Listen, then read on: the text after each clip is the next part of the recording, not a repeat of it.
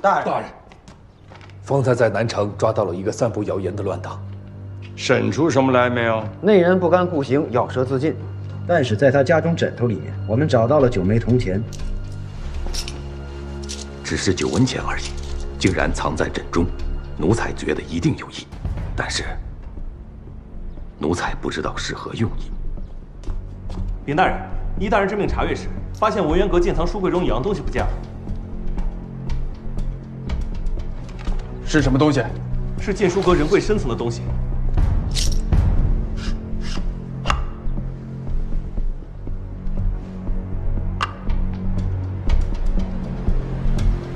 何代，奴才在。拿我手谕去传一个人过来。门3刀。带重犯伊尔根觉罗木青。带重犯伊尔根觉罗木青。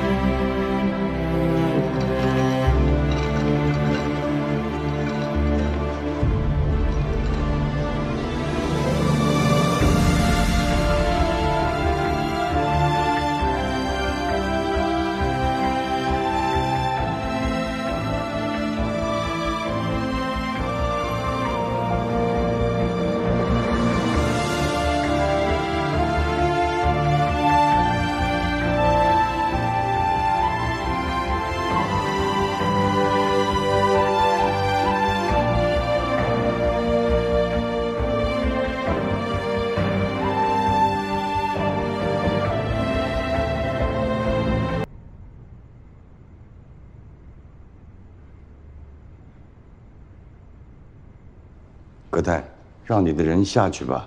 要是他真想干什么的话，你们一个人都拦不住他。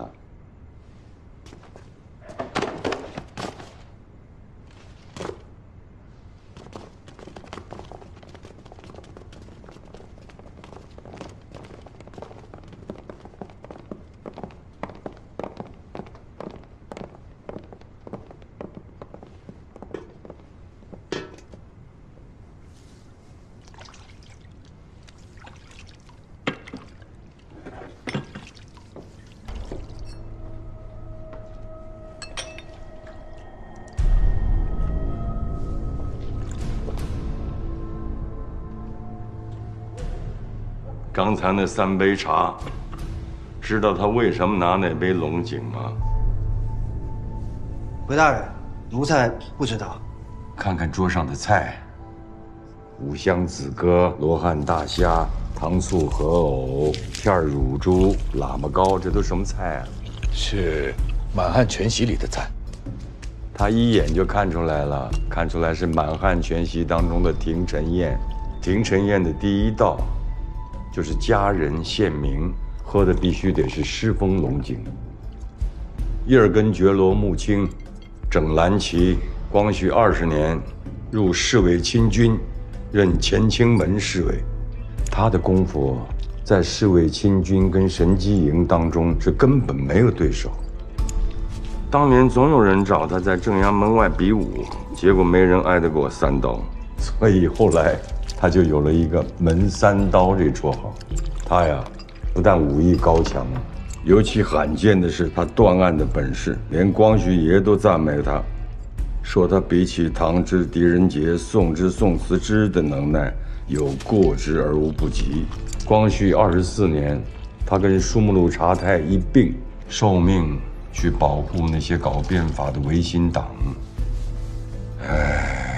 接下来的事你们大概也都听说过了，舒姆鲁察泰问斩，连光绪爷的行动都限制在宫中，而他呢，撤职查办，降为镶蓝旗，在步军统领衙门监一待就待了12年。时来天地皆同力，运去英雄不自由啊！吃好了，来杯告别乡民吧。忽然大方。前天正阳门外的永定河里头冲出一个石碑来，碑上有字。昨天晚上琉璃厂大火，把什么都烧光了，只剩下一个瓷器，篆字体：龙镇李九，征时忆乾坤。现在坊间都在议论此事，说这是一种天兆。水冲不动石头，我能烧焦粗瓷。那就是说不是天兆，那就是谣言嘛。那就是说散布这些谣言的人，把这些事儿当成是一个铺垫，到5月11芒种那天开始谋反。关键是，谁想谋反啊？怎么谋反呢？我在问你呀，你帮我们内务府破这个案子，平定这一次危机，我就不让你回牢里去了。镶蓝旗改成镶黄旗，马上就升你为内衙副统管。还记得这柄先帝赐你的刀吗？这柄刀我也还给你，门三刀怎么能没有刀呢？你是想要忠于朝廷呢，还是把你扔回去老死狱中？由你自己决定。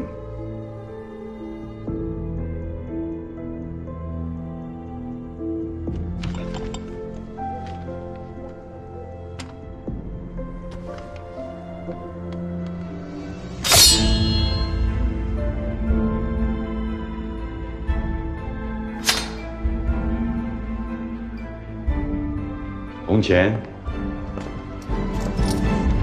这9枚铜钱来自一个今天抓获的逆贼，我觉得这9枚铜钱里定有蹊跷。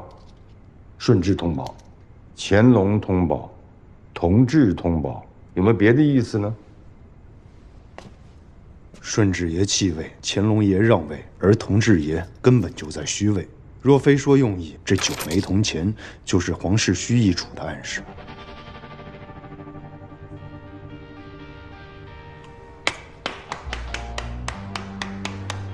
不愧是顶尖高手，一眼就识破其中玄机。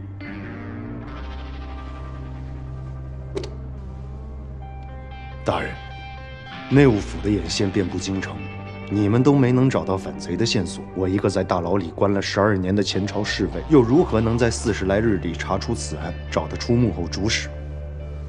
我清楚我的本事，你敢放我出来，想必你也清楚我的本事，你是要用我的本事。若是只有这些什么天兆谣言，那查此案根本就是大海捞针。所以，你一定有更重要的线索，才会想到用我。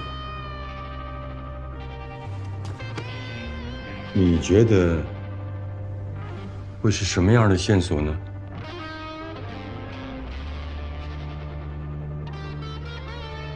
是不是有什么特殊的物件失窃，使完此案？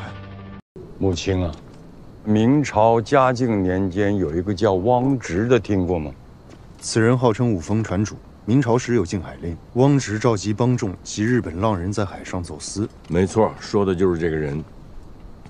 嘉靖19年到嘉靖37年，整个大明朝在海上的生意就他一个人在做，一船丝绸茶叶，一船黄金白银，说他是富可敌国是丝毫不过啊。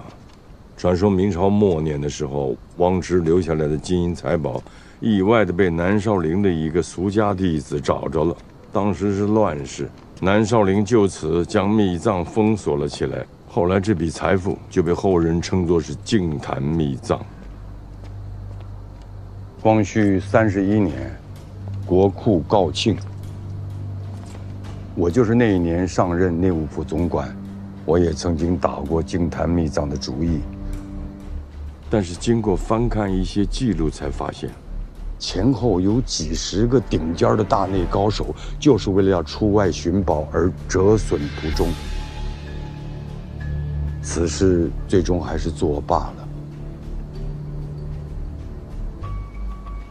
这个惊坛秘藏啊，怎么找也找不到，怎么找也找不到。后来就把藏宝图封禁在文渊阁的禁书柜当中，直到龙镇李九的谣言出现之后，这藏宝图突然就不见了。就这么蹊跷。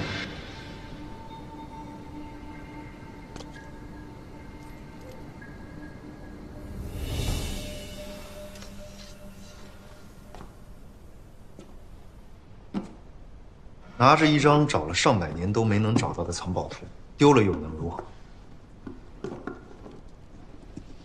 眼下大清国体动荡，你就算是想要谋反，也需要大批的财力啊，否则就算是变了天了，也无济于事啊。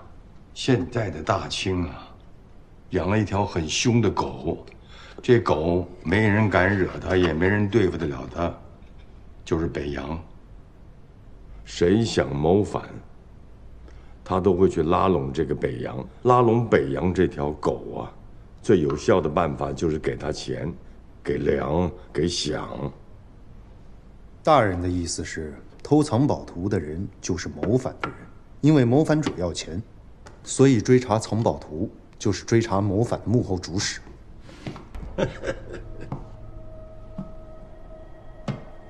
大人，您就没有想过，到底是什么人想要反？想反的、要反的人多了，是那些每天蠢蠢欲动的革命党，还是那些担心大权旁落的公侯将相？那我就不知道了，得靠你去查了。属下还有一事不明。说，能偷到文渊阁来，那足以证明盗图者知道禁堂秘藏的传闻。那他们一定也听过，内务府找了上百年都没能找着，他凭什么认为拿着一张图就能找得到钱财？那就更得让你去查了。大人，属下要宫里所有侍卫、太监、宫女的花名册，我还要这1年里宫里所有人进出行走的记载。还要什么？还有3名笔帖使。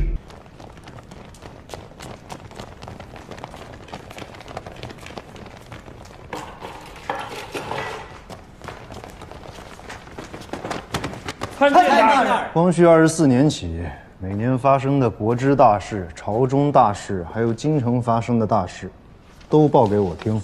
是。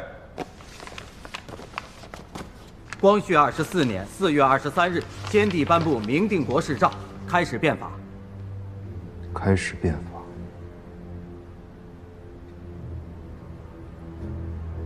不过是白日一梦。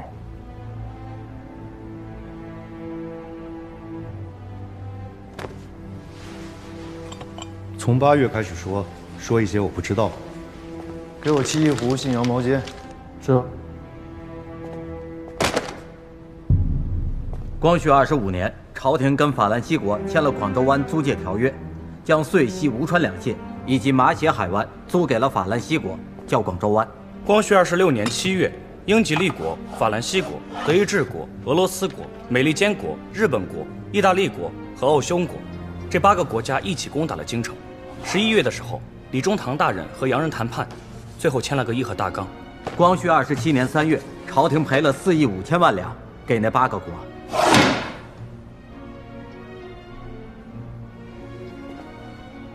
凭什么？洋人有枪有炮啊，大人。接着说吧。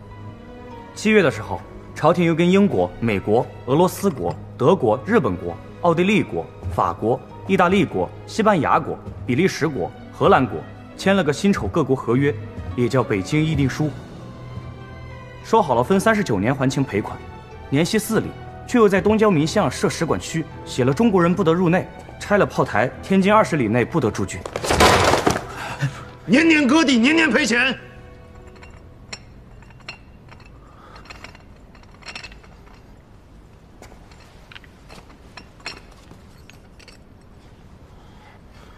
接着说。光绪30年，日本国占了旅顺。光绪30年7月，和英吉利国签了个拉萨条约。光绪30年腊月，一帮东京留学生向朝廷请愿，要求立宪。光绪31年4月，北洋6镇新军全部练成，共计7万人。宣统元年腊月，光复会逆贼熊承基谋刺海军大臣载洵和萨镇兵，幸未得手，抓捕后正法。此贼受审时还大放厥词，称早死一日，自由之术早得一日鲜血，早得血一日，则早茂盛一日，花方早放一日。宣统2年3月，同盟会逆贼汪精卫意图谋杀载沣王爷，本当按律处死，后载沣王爷开恩，赐逆贼终身监禁，至今尚在狱中。10月，摄政王决定原定于宣统9年立宪期限，宣改于宣统5年实行开设议员。说完了，下去。吃了。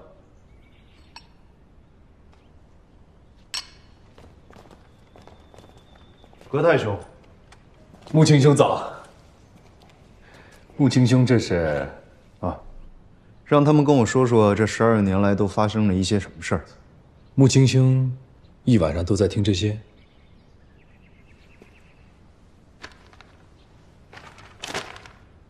疑犯我已经圈出来了。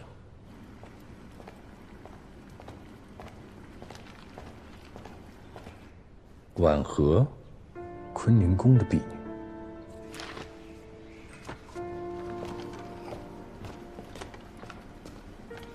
穆青兄，恕在下愚钝。这婉和不但不曾进过文渊阁，甚至近半年间都不曾在文华殿一带走动，对不对？哈，是。所以在下不知因何有意。婉和的居所在宫城东侧，她平日里当值出入的是坤宁宫和宁寿宫。从她住的地方到这2宫该怎么走，二位应该很清楚吧？可以走剑亭，不然也可以走3座门。对，但是走剑亭要比传3座门省去20余步，还省了3个台阶。这短短的20余步和3个台阶是常人无法发觉。但对从小在宫里长大的宫女和太监来讲，则应是了如指掌。且他一日要往返3次有余，断不会舍近求远。从每日宫女出行的记录来看，半年前婉和走的还是由东华门走剑亭向北，而这半年里则换成了穿3座门。为何？因为走东华门由剑亭向北要经过文渊阁。不错，婉和改变行径是刻意为之。而他这么做只有一个理由：避嫌。抓人吧，把宫女婉和带到内衙聆讯。葛太兄，我有一事不明。这宣统元年，摄政王为何只是将袁世凯革职，而并未将其治罪？在下也属实不知啊。怎么，穆青兄和袁世凯相熟？不熟，也熟。当年若不是这卑鄙小儿背信弃义，偷偷向太后告密，维新党就不会被砍，先帝也不会被幽禁。总谓浮云能蔽日，长安不见使人愁。若是当时变法成功，如今大清早已完成了改革。国力将比今日强盛甚多，也不会有什么乱党敢兴风作浪，甚至谋反了。穆大人，存进大人急召。昨天晚上直隶厅送过来一个急呈。直隶厅？从京师以东11个县市直到海边，我命令各地衙门要严密地关注凡是跟酒有关的事情。大人是想到了龙镇李酒，我不能放弃任何一个可疑的线索吗？昨天大沽客栈死了9个人，这9个人他们来的时间跟天照的谣言相似，来的地方又是东边的日本。日本什么东西最多？还不是那些乱党吗？若这9人从东归来是为谋反，又怎会意外暴毙？难不成是有人暗中在为大清护航？大人，这桩命案已经发生1天了，就算与谋反有关，此时再追查下去，只怕是难以找到凶手。卑职觉得当务之急还是先顺着丢失藏宝图的线索查下去。但是这桩9命案，属下自然不会置之不理。那你要怎么处理？派人去大沽县，迅速将尸体运过来，以确定其身份和死因。听你的。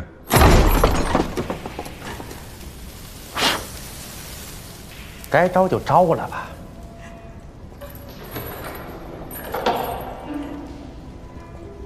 穆青兄，现在审。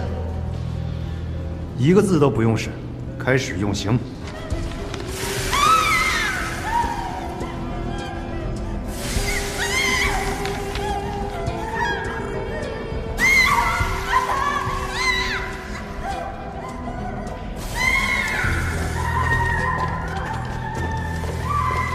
穆青兄去哪儿？御膳房。你见过老姜没？老姜？哎，他早上来过，有点闹肚子，我看没什么事，让他走了。哎，怎么事啊？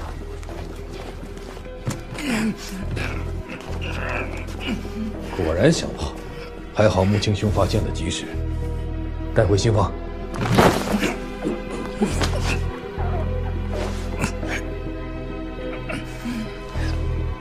剖开，看看他吞的是什么。戒指，西洋造。穆青兄，现在又要去哪儿？灯市口。灯市口？灯市口有一家杂货铺，专做西洋物件的门。吴兄，葛大兄，那宫女不堪苦刑，已经招供了。他招认他是受了御膳房的老姜之。婉和有没有说偷盗东西的时间？3月23，交给老姜则是3月25。早上还是晚上？晚上。吴兄，是不是继续用刑？不必了，将他在刑房处死，立即。怎么就不审了？他只不过是一个棋子，你还指望着他供出幕后主使？那为什么要杀掉啊？这么大的罪，只能继续逼供，一直逼到死。与其让他多受折磨，不如给他一个痛快。穆青兄，仁慈啊！你是不是想问我如何看出老姜就是婉和的内应？还请穆青兄解惑。从行走记录中，我看出了婉和的异常之处，推测出他就是从文渊阁偷出藏宝图的人。但是宫女不能出宫，所以必须得有内应，才能把东西送出去。没错，否则偷了也毫无意义。我看了近半年里宫门的出入记录，御膳房有6位夫役经常出宫采购，其他夫役每次出去只需要2个时辰上下，而老姜则需要2个半时辰，多了半个时辰。一开始我也在想，是不是老姜手脚比别人慢，用的时间比别人长？但是从记录上来看，他每次不是比别人晚回来，而是早出宫了半个时辰。一个在御膳房干了大半辈子的夫役会如此勤快，如此卖命吗？所以他就是同党。原本我也不确定，可惜啊，老姜应该是听到了婉和出事的风声，想要逃跑，这才印证了我的推测。这京城买卖西洋物件的地方也不少，怎么就知道是灯市口这家杂货铺呢？距离从御膳房到灯市口，差不多往返要半个时辰。3月26一早，老姜交给你的是什么东西？前天一早，姜爷拿着一顶旧袍皮帽子，说是要给他一位亲戚。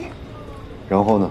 当天就有人来，按照姜爷说的，拿着9枚铜钱，和你这一模一样。那个人长什么模样？哎呀，那个人，他手上有个纹身。什么纹身？这我就叫不上来名字了。笔、纸。好。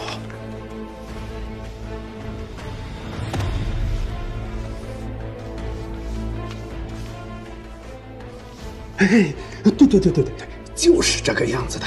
哎，原来这位爷，你知道啊？来，2位客官，里面请。这人啊，运气来了，挡都挡不住。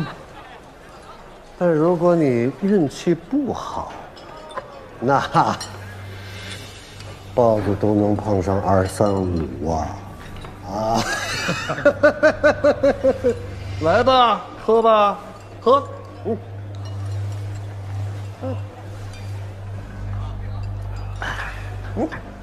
道上道。那个纹身是什么意思？它是前萧启因麒麟阵标记。麒麟阵，那阵是早年先帝为猎食的御用卫兵。这批校尉每个人的手上都纹有麒麟的标记，以表身份地位。在下还是第一次听的。他们不在正规编制之内，没在先帝身边待过的人甚少知之。那麒麟阵现在还有？不在。戊戌变法之后，他们受到了牵连，被逐出了禁军。麒麟阵共计有11人，具有详实记录。想要找到他们，并不是什么难事。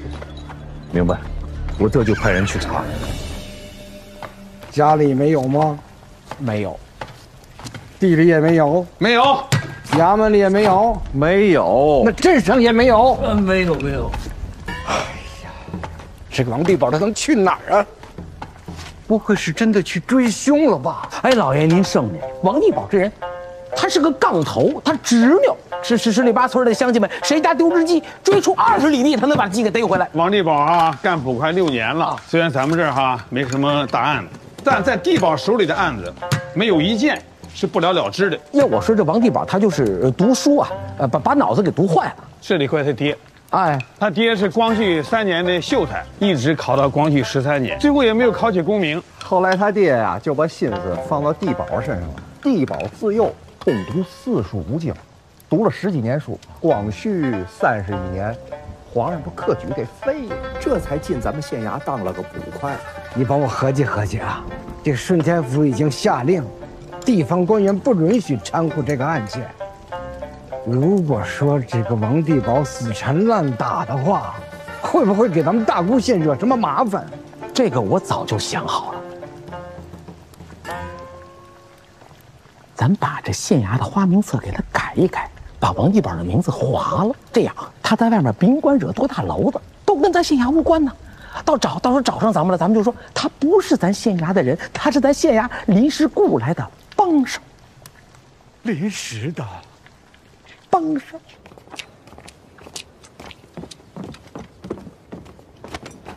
大人，不用多礼，直接说吧。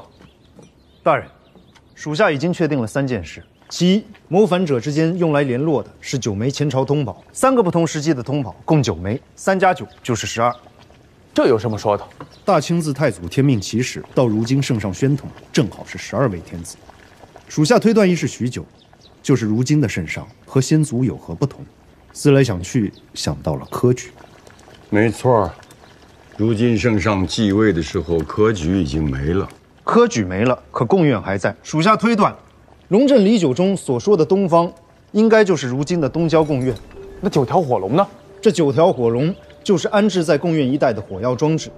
如今贡院已是残垣断壁，破落不堪，正适合安放。如此说来，那9条火龙就是9枚烟火嘛，在贡院那边点起来，到时候看过去就像是火龙天降了。正是。你到贡院去看过没有？刚去过。属下在贡院一带仔仔细细盘查了一遍，发现泥土中有残留的硫和硝，树丛间地上的草有翻过的痕迹，还有些树枝带着划痕。属下相信，定是谋反者将火药装置悄悄地安放在其间。这么说，5月11那天，他们只要点燃了火药，就是暴乱的信号了。此事绝对要保密，不能告诉任何人。如发现有人泄密，可如何处置？就地正法。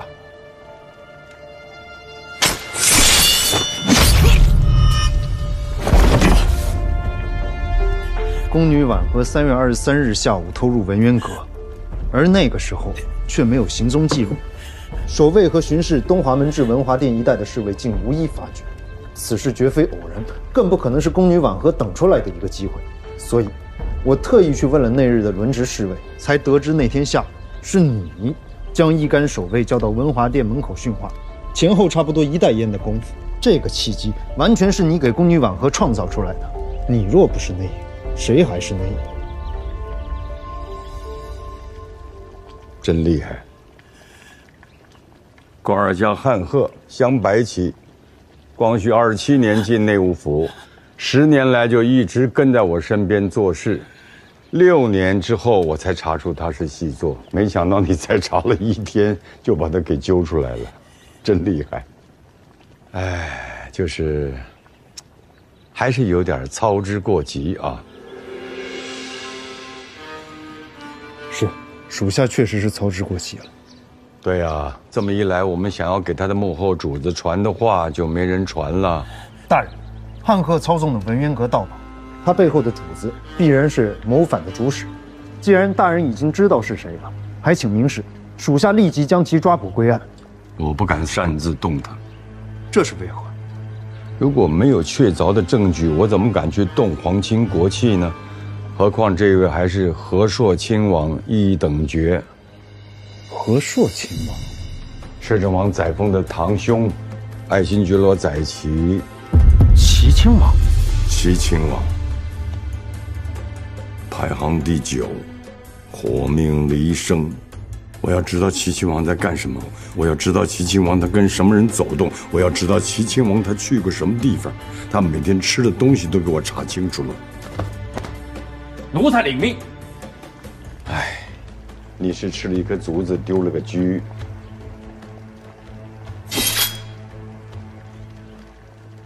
母亲啊，其实我最希望那些意图造反的人呢，最好就是同盟会之类的，不把自个儿的命当命的那些亡命之徒吧。他们没有真正能打的军队嘛，变不了天。我最担心的、最害怕的，还是齐亲王。他有雄图大略，有变革之心。他有个女婿，你知道吗？属下不知。这个人叫钟海潮，在北洋军第6镇协督，这个是真的让人担心的。母亲啊，你要记住啊，没有铁证，我不能把谋反的帽子硬往齐亲王头上扣，所以你务必要把那个偷走了藏宝图的人抓到。这，青海长云暗雪山，孤城遥望玉门关。属下定破楼兰。好。今日的大清和220年前你们英吉利国有异曲同工啊。齐亲王对我们国家的发展很有了解。我把小女儿都送去英国读书了，能不了解你们吗？ Good afternoon. Good afternoon, Princess. 需要了解你们，更是因为贵国现在很强大。我希望大清的未来也能像你们一样的强大。如今的大清可谈不上强大，真正弱的不是大清，而是皇室。啊？没想到齐亲王您会这么说。我怎么不能这么说呢？就因为我是和硕亲王，就因为我是皇室内阁成员，这个皇室集权的专政已经穷途末路了。时代已至此，皇权已成了负累，立宪是大清重新强大的唯一途径。听到齐亲王说出这样的言论，我真的很吃惊。其实啊，在皇族内部有很多人都跟我是一样的见解。如果是这样，为什么你们的立宪还这么艰难？推行立宪可以保国，可以强国，但是皇权就没了，舍不得呀。可若死守着皇权，最终怕是国将不国了。那个时候，什么皇族王室，还有我这个和硕亲王，都将烟消云散。齐亲王，我反而觉得这个有爱新觉罗家族把控的国家，要想走到离宪这一步，或许还要很多年。我觉着你错了，用不了多久，或许就在今年。父亲，您真的认为立宪将是救国之路？可其他皇叔也会像您这么想吗？他们宁愿跟洋人签署割地赔款的条约，也不愿意把自己的俸禄降低一厘，心中根本无国，就想着自己的小家。他们能想什么呀？是啊，让他们认识民主，就更不容易了。民主？你倒是说说，什么是民主啊？按照平等原则，共同管理国家。难不成你还觉得那些头脑发热的革命党能成伟业？贩夫走卒之辈，他能明白怎么勤政爱民？杀猪卖肉的人，他如何懂得治理朝纲？这是大清，你在大清讲民主，无稽之梦。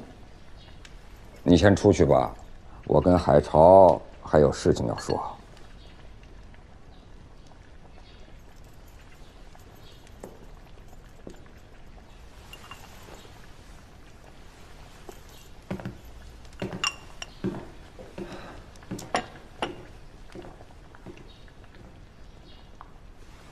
5月11举事，不得有误。父亲放心，我已经做好了安排。5月初10夜，驻扎在京东30里的部队就会开拔到东郊，子时贡院起火，攻进京城。不用攻，进城就是了。那些禁卫军、内务府根本就挡不住你的枪。说起来也荒唐，为了大清，我还要反大清。可是父亲，拿下皇室、废除宣统都不难，可是这……你担心北洋？正是，就算我带兵进了京城，只要北洋下令，我还是得撤军。一切我都安排好了。5月11之前，我能拿到富可敌国的宝藏，足以安抚北洋。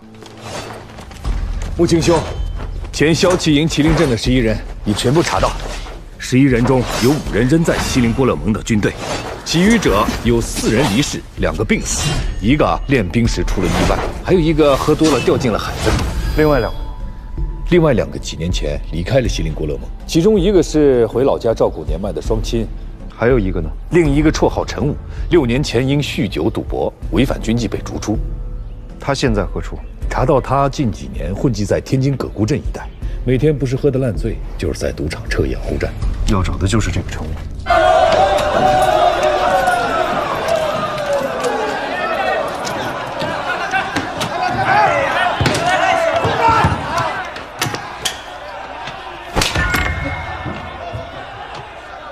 你谁？你找死啊你！我找你，陈武。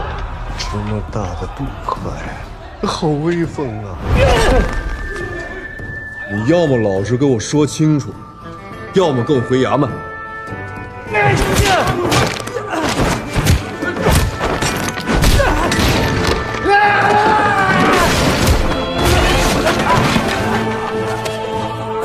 要打出去了，这还轮不到你眨眼！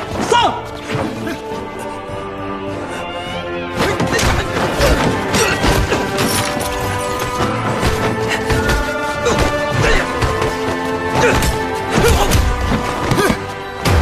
内务府奔，现在能退下。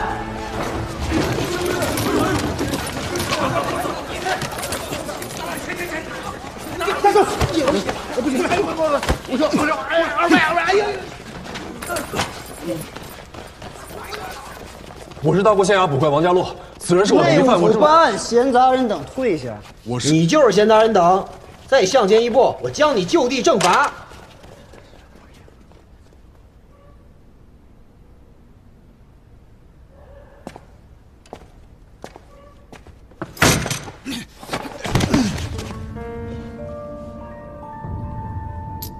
东西在哪儿？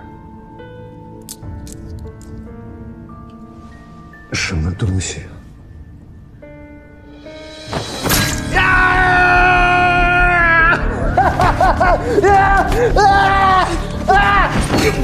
什么东西？我不知道啊！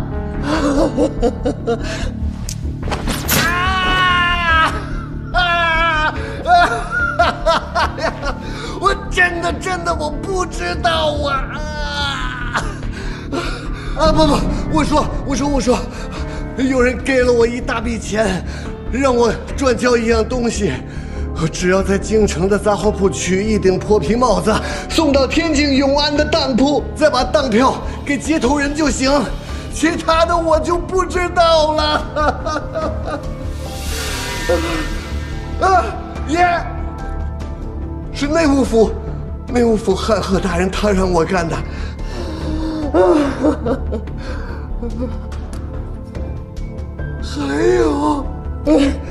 还有那个接头人打扮的怪里怪气，好像是灵犀打扮。我知道的我全告诉你了，剩下的我真的我不知道了呀。我知道的我全告诉你了，剩下的我真的我不知道了呀。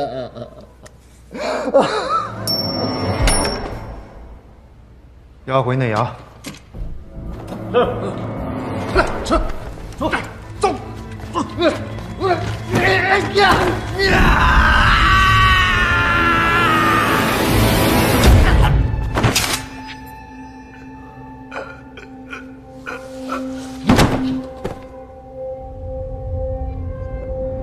知道内衙的手段，我宁可死，也不去刑房受折。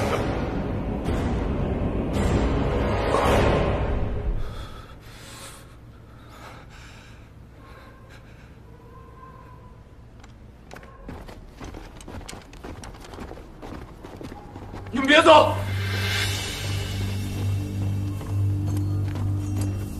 哎，你行了。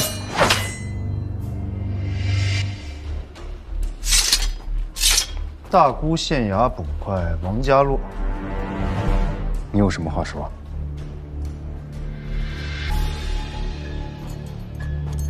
我正在追查一起凶案，刚刚里边的陈武是我要问话的疑犯。那你就赶紧去问。但是他已经死了。你将疑犯凌讯致死，违反了大清律例的。大清律例是立给小老百姓，还有你这样的小捕快办案用的。内务府办案从来都没有什么律例的限制，难道你不知道？妨碍内务府办公是你一个小捕快该干的事儿。现在回到赌房，赶紧收拾尸体，那才是你应尽的职责。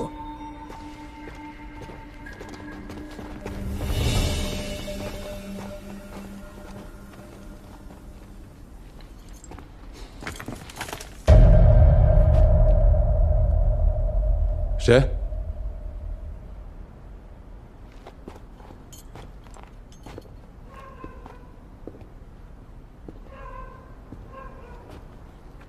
林姑娘，你怎么在这儿？我听你问客栈的人赌场，我就跟着过来了，但是我又不敢进去。哦，我刚刚找到了一个人。那个人应该是跟杀你家人那伙凶犯有关联的，可惜他死了。啊？被内务府逼供逼死的。内务府是干什么的？朝廷的官儿，大官。那你接下来准备怎么办？去天津府。我刚听那人说提到什么天津府的一个当铺。应该是跟那些灵犀的人有关系，我想去那儿可以查到一些线索。我想要跟你一起查案，我要知道那些人到底为什么杀了我的家人。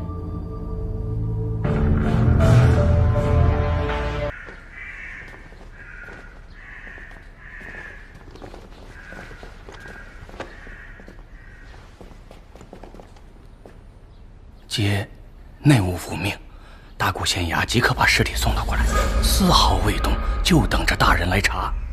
小人不敢擅自开膛检验，从尸体表面上来看，这些人并未受到太多的外伤，但是口鼻均流出了污血，身上和脸上都有青紫，怀疑中毒而亡。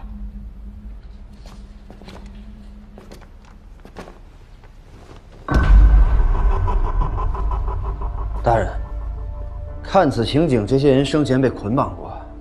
若是捆起来，留下的淤痕会更整齐一些，也会更密一些。大人说的是，可这鞭软鞭。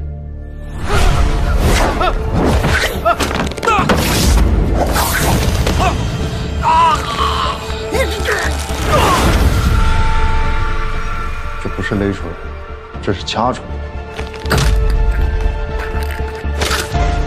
这是在逼供。这9人被人用毒予以谋害，想要逃离，却又被对方擒回。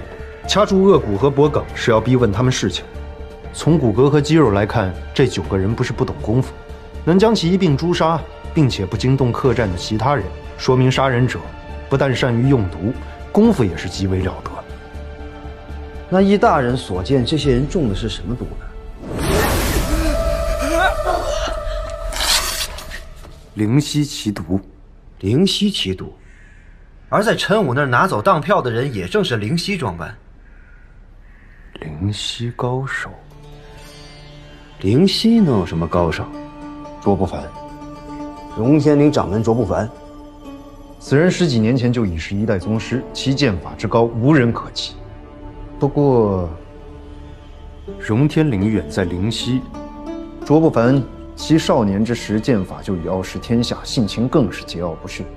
他怎么会留下这等杀人不留名的险情？而且他一个江湖剑客，又怎么会卷到谋反之事中来？燕霞旧享长香组，数箭头人久不归呀。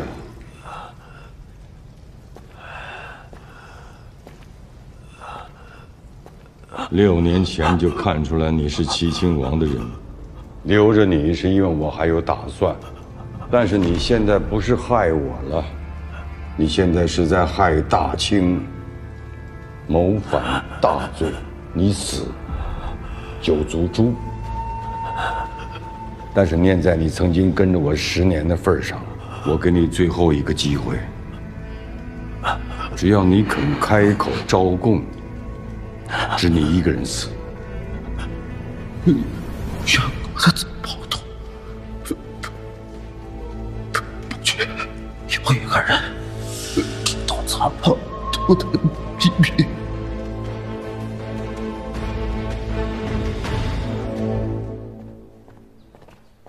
王爷，江恨见过王爷。王爷，给您道喜了。有什么可喜的？不过是刚走了1步而已。坐，王爷坐。这一步可不简单，内务府上百年都没踏出这一步。若不是你把净坛秘藏来龙去脉告知于我，还告知我宝图藏在文渊阁，我怎么能有机会得到它呢？现在说得到啊，还为时尚早。能不能得到，还得看卓不凡的能耐。现在宝图已在卓不凡手中，以卓不凡的手段，定能得到另一半藏宝图。怎么看卓不凡啊？100年不遇的天才剑客。只说功夫不说人，你觉得他不妥啊？人都有贪念，这么大的宝藏，我怕他们把持不住啊。你也说了，这么大的宝藏，分他们一些又有何妨？看来王爷是答应他们不少的好处啊。在他看来是好处，我看呢，就是虚名，要一个总坛，册封一个天下第一剑派给他就是了。王爷回信了，齐亲王说什么了？王爷说，对咱们现在的进展颇为满意，但是还要加紧积蓄。好，师兄，此次我们替齐亲王办事，只有你、我和师娘知道。我清楚。我不告诉其他师兄弟的原因，就是怕节外生枝，也怕他们担惊受怕。希望你能替我保守这个秘密。不凡，怎么说，我也是龙天剑派的大师兄，当然要为私弟你分担自由了，你放心吧。唐师兄，就按我们昨天说的，大师兄走水路先去上海。唐宇，你们记得准备好街头用的衣服，徒步经临清、淮安，赶往上海。其他人就交给秦托了。走吧。各位保重。江湖高手这么多，为何看上这个破落的荣天岭？跪！我为嘛跪下？跪下！跪下！你们干嘛？你们！成名的武林高手，我信不过。卓不凡不同，此人心性高傲，若不是实在落魄，他断然不会给权贵谋事。或许有的人觉得给我做事是荣耀，但对他来说则是耻辱。荣天岭是穷困潦倒至极，哪怕是心有大志的卓不凡也扛不住一个穷字。第一次投换一个前途，这个账他算得明白。净坛秘藏怎么找都找不到，怎么找都找不到。但是有一个人知道藏宝图的机密，而且齐亲王已经知道了这个情况。这个人以前是维新党的，戊戌变法之后就跑到海外去了。他想把这份机密提供给鸿蒙会。他叫谭先，最近就打算回国。齐亲王就是想找他，他只要控制了谭先，他就等于是掌握了所有宝藏的机密。齐亲王真的要反？不愧是爱新觉罗在其呀！福兮祸兮，这是个好机会，一个绝妙的好机会。这秘藏我想要，齐亲王也想要，大清也想要，这是救命钱呐！存清对宝图失窃相当重视，为了追查此案，连有反骨的人都从大牢里捞了出来。王爷说的是门三刀？正是。你马上到天津去找门三刀，让他竭尽所能的去找到这个失窃的藏宝图的下落。那我即刻动身前往，助卓不凡一臂之力。不仅要帮，更要防。你记住，门三刀他毕竟是过去跟维新党一块起过哄的人，所以你要严密的监视他。一旦他要是露出了对内务府不忠的地方，随时杀了他。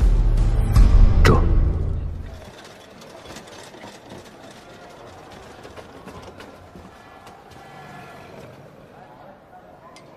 小哥，找什么衣服了？老板，那些留洋回来的人都穿啥子？后面这一排好多学生都在穿了。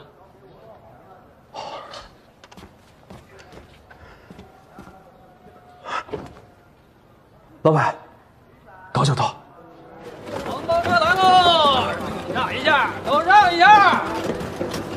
来，让一下啊！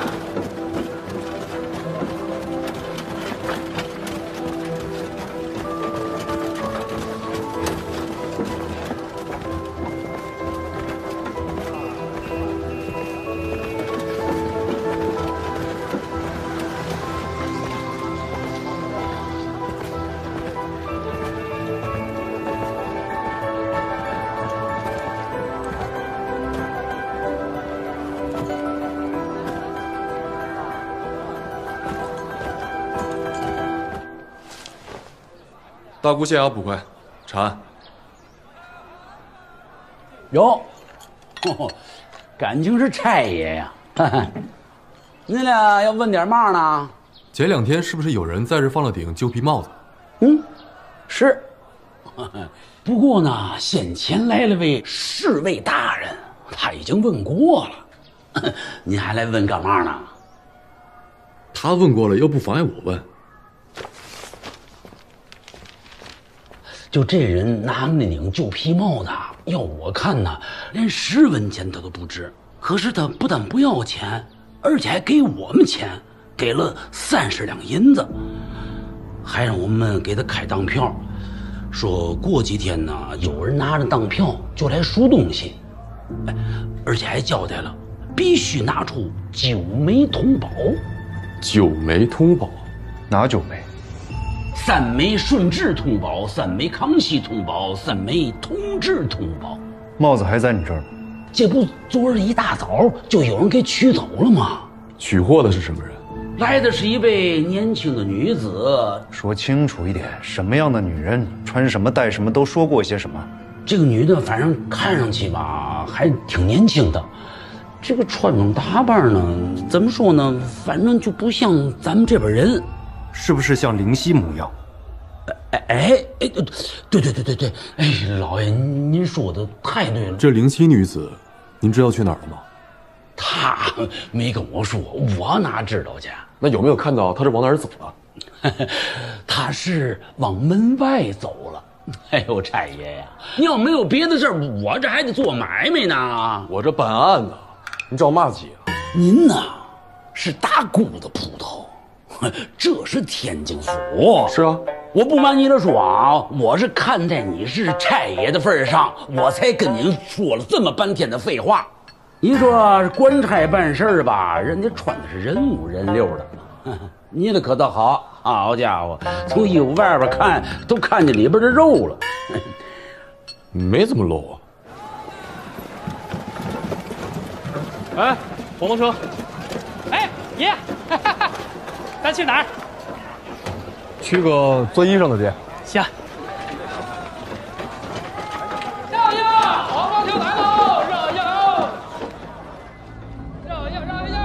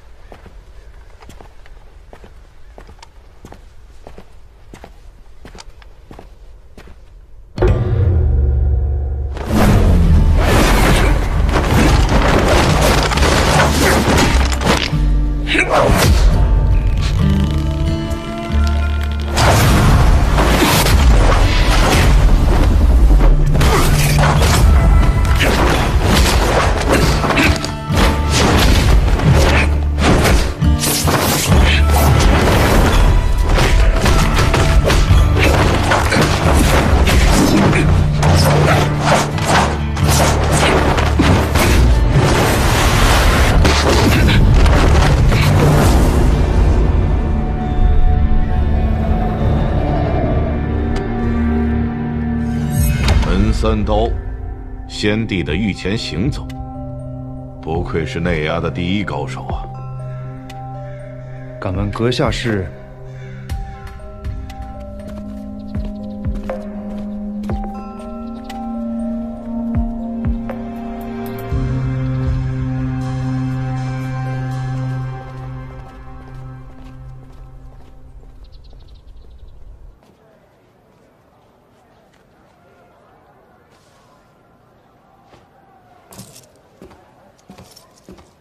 ？2两，2两。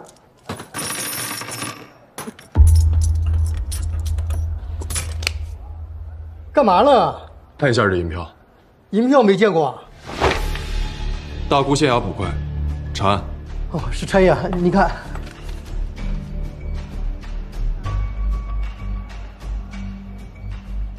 这银票是什么人留下的？早上一个年轻的后生买衣服给他了。是不是说话有奇怪口音？有。有没有看到他们往哪个方向走了？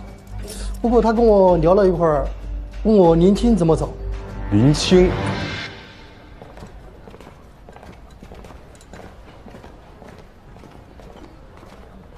哦，我之前那衣服破得不成样子了，就随便买了一件。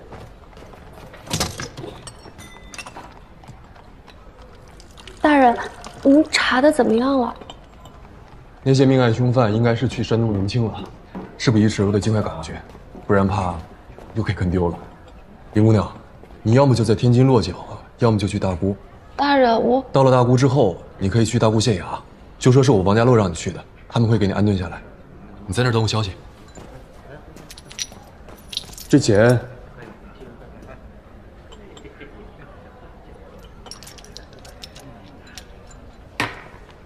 你拿路上吃饭，反正到了大沽，他们会安顿你。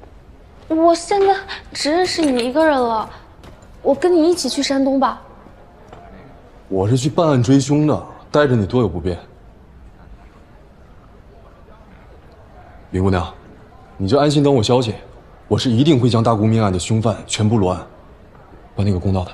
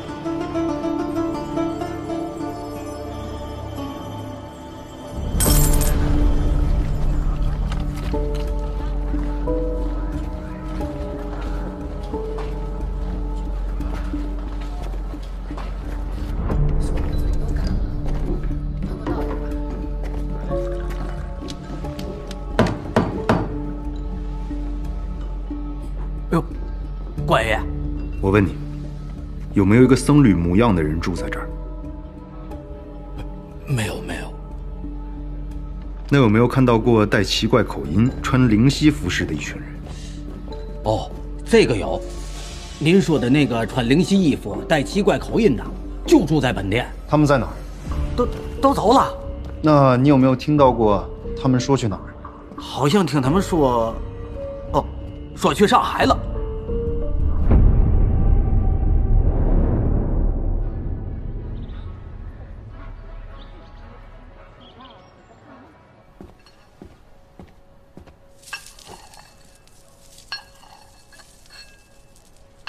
穆青兄查得如何？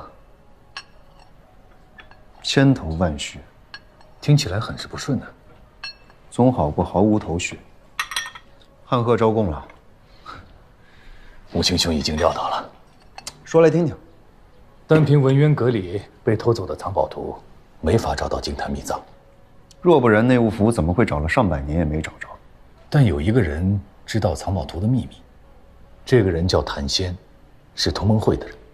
此人从海外回来，而回国的目的就是与同盟会的反贼接头，将藏宝图的秘密交给他们。齐亲王不是同盟会的人，当然不是。所以齐亲王其实是要抢夺秘密。存清大人也这么认为。存清大人让我带了些人手过来，听从穆青兄调遣，全力追查失窃的藏宝图，绝不能落入他人之手。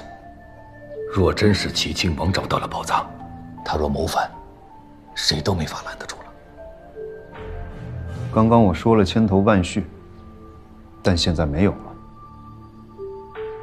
我在葛沽找到了陈武，是他将宫里失窃的藏宝图一路从京城拿到了天津的一家当铺，然后被人拿走了。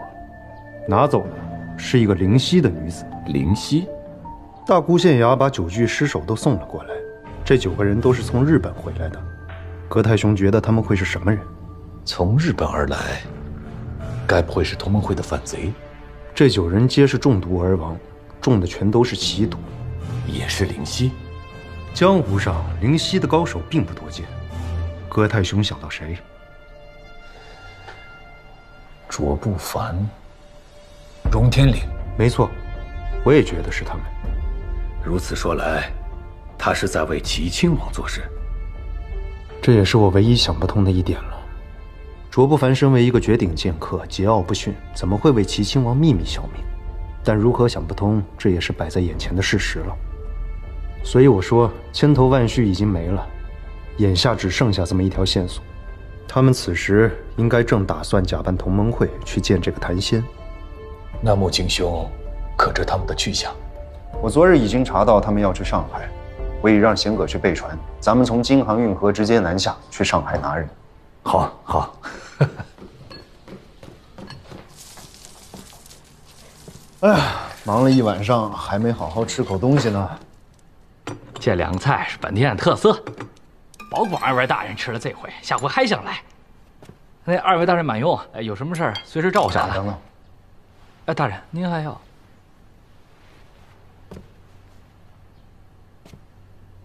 你身上是什么味道？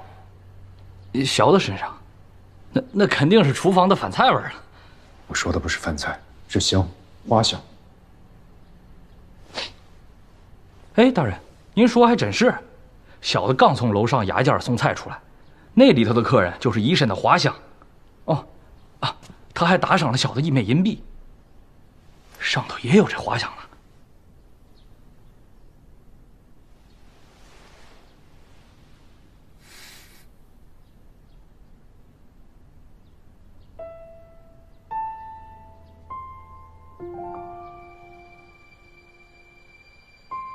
葛大兄，你先吃。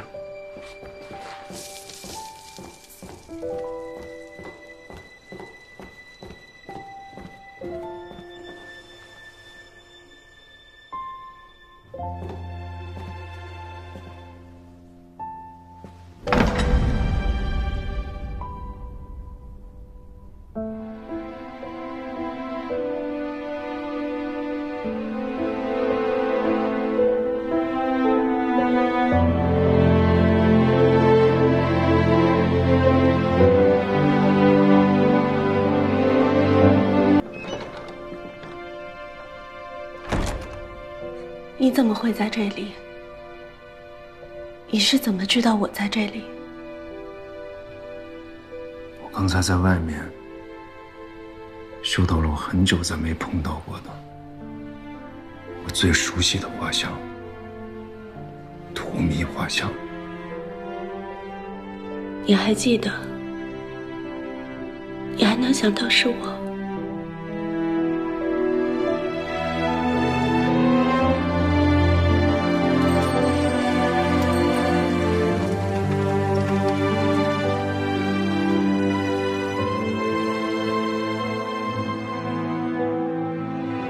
怎么，我这么穿你就不认识了？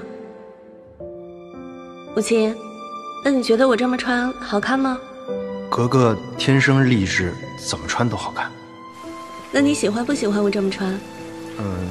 说啊。格格怎么穿，在下都不敢不喜欢。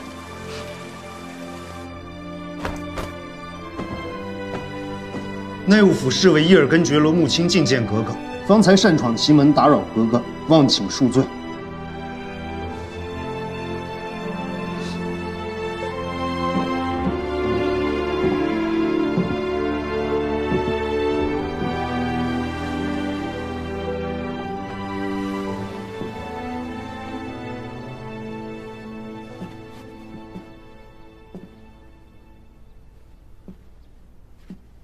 我真没想到，你竟然能受赦出狱，还恢复了侍卫之职。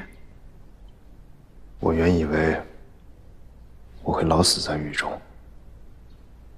从未想过还能再见天日。母亲，我真替你高兴。你怎么会在天津？内务府有差事要办，我只是路过天津，马上就要走了。啊。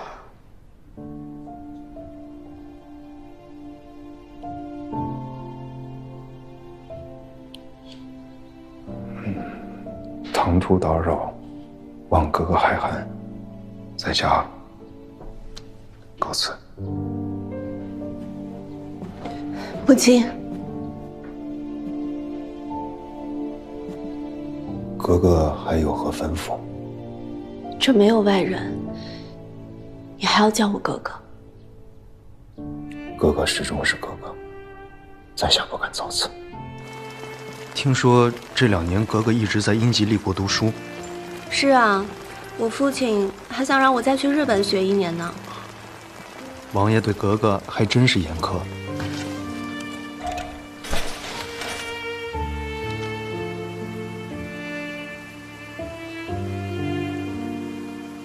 这是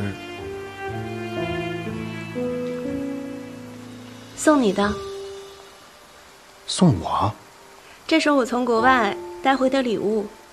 不行不行，在下不敢造次收格格的东西。这是我专门给你买的，跟我这个是一对儿的。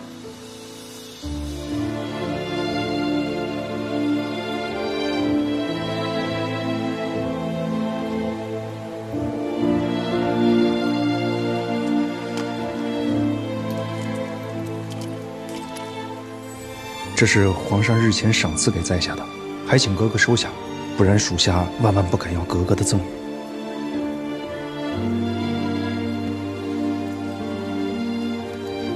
还挺好看的，可以把它挂在项链上戴着。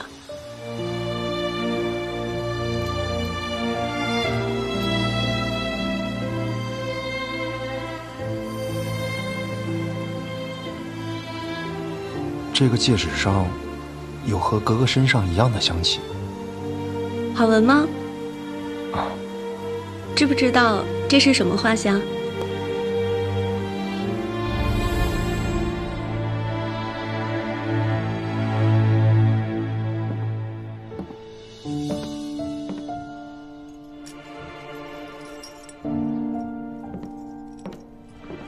既然刚才你是闻到了花香才走到这里，那就拿去这香囊好了。这是荼蘼花所制的。多谢。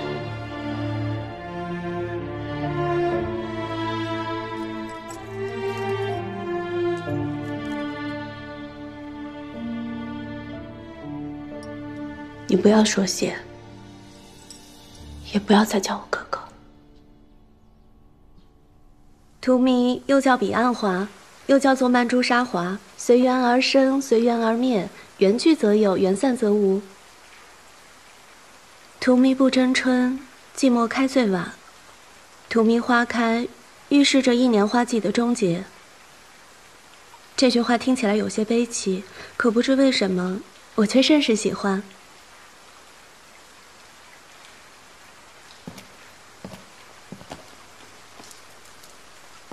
这个就是荼蘼花的种子，你把它撒到土里，不日就可见一朵朵白色小花，很是美丽。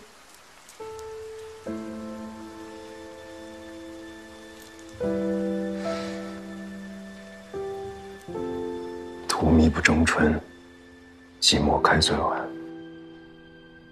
这几句话是你当年跟我说的。你还记得？你记得就好。